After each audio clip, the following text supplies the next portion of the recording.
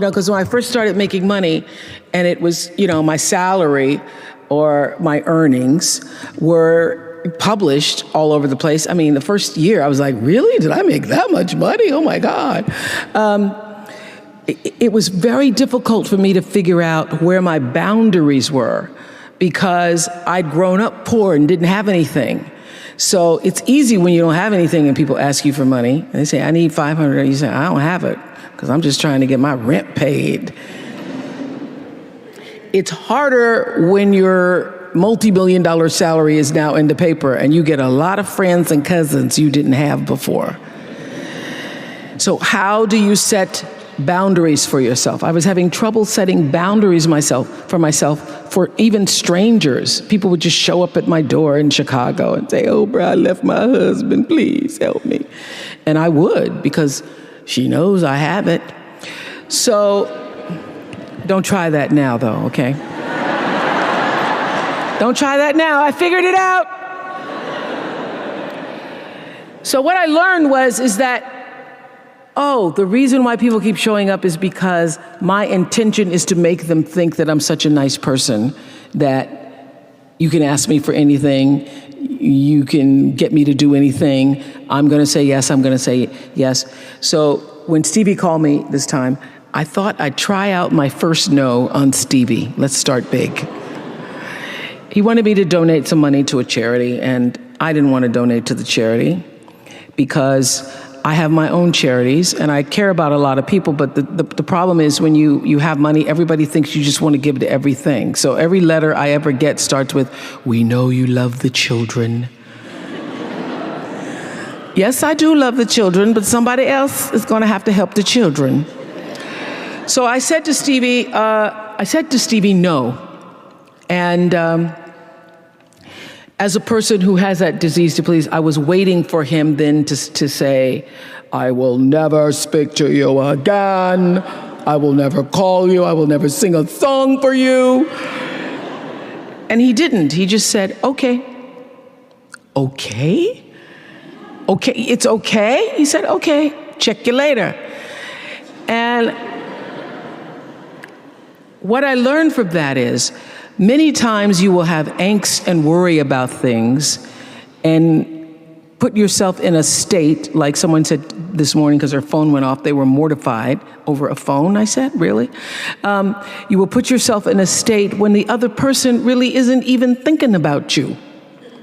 So learning that I could specifically determine for myself what the boundaries were for me, what I wanted to do, give my money, give my time, give of my service to who I wanted to give it to when I did, that I get to make that decision.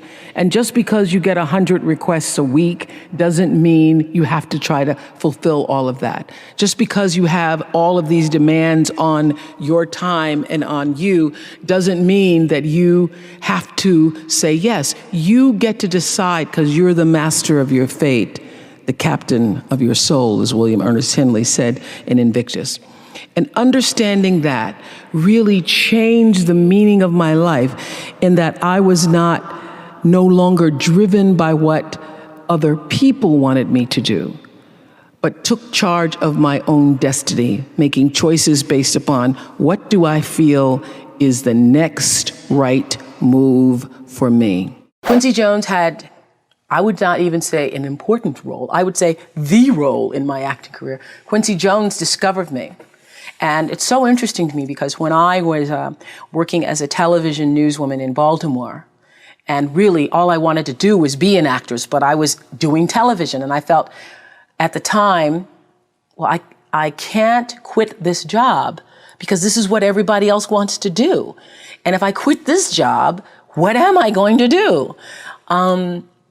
And I was going to a speech coach at the time that the station had sent me to. The broadcasting school, they sent everybody to the same woman. And I was telling her, I really don't want to do this. What I really want to do is act. And she says, my dear, you don't want to act. Because if you wanted to act, you'd be doing it. What you want to be, my dear, is a star.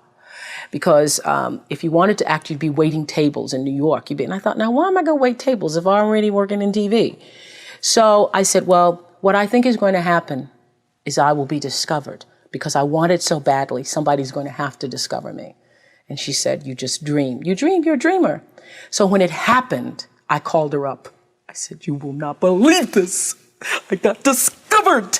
And it really was a discovery. It's like one of those Lana Turner stories, only it wasn't a drugstore. He was in his hotel room, saw me on TV. It was unbelievable. So the interesting thing about that is that I truly believe that thoughts are the greatest vehicle to change power and success in the world. Everything begins with thoughts. I mean, the chairs that we're sitting in, the room that we're in, all started because somebody thought it. So I thought up The Color Purple for myself. I know this is going to sound strange to you. I read the book. I got so many copies of that book. I passed the book around to everybody I knew. If I was on the bus, I'd pass it out to people. And when I heard that there was going to be a movie, I started talking it up for myself. I didn't know Quincy Jones or Steven Spielberg or how on earth I would get in this movie. I'd never acted in my life, but I felt it so intensely that I had to be a part of that movie. I really do believe I created it for myself. I wanted it more than anything in the world and would have done anything to do it. Anything to do it. Turn your wounds into wisdom. You will be wounded many times in your life. You'll make mistakes. Some people will call them failures. But I have learned that failure is really God's way of saying, excuse me, you're moving in the wrong direction. It's just an experience.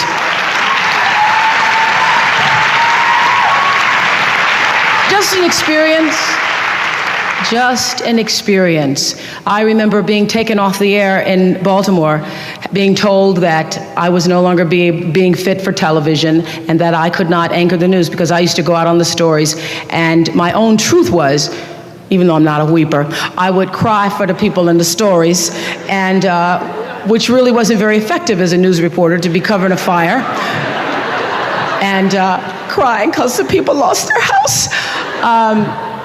And it wasn't until I was demoted as a on-air anchorwoman and thrown into the talk show arena to get rid of me that I allowed my own truth to come through. And the first day I was on the air doing my first talk show back in 1978, it felt like breathing, which is what your true passion should feel like. It should be so natural to you.